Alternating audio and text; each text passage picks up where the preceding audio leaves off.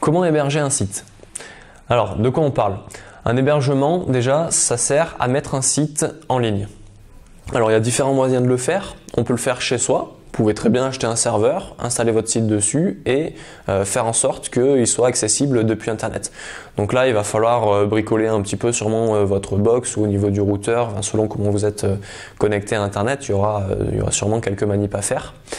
Et en général, c'est des solutions qui sont assez peu recommandées puisque déjà vous allez avoir, le débit ne va pas forcément être adapté à publier un site sur Internet.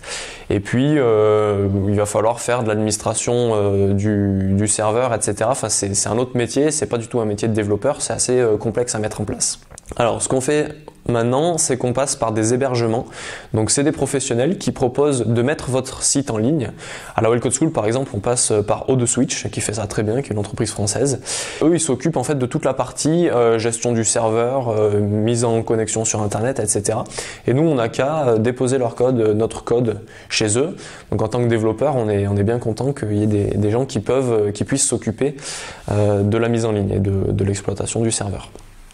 Alors, à quoi il faut penser quand on met un site en ligne? Vous l'aurez deviné, il y a quand même des choses à prendre en compte, notamment le fait que le site va être peut-être indexé par des moteurs de recherche. Donc là, il faut savoir qu'il y a des robots qui vont venir sur votre site de manière régulière pour mettre à jour leur base de données.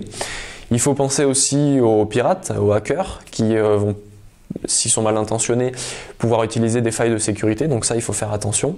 Il y a des sites qui proposent des listes de bonnes pratiques avant de mettre en ligne un site internet ou une application mobile, comme Opquast. Donc là c'est intéressant d'aller faire un tour là-dessus sur comment préparer une mise en ligne et à quoi il faut penser avant de mettre un site en ligne.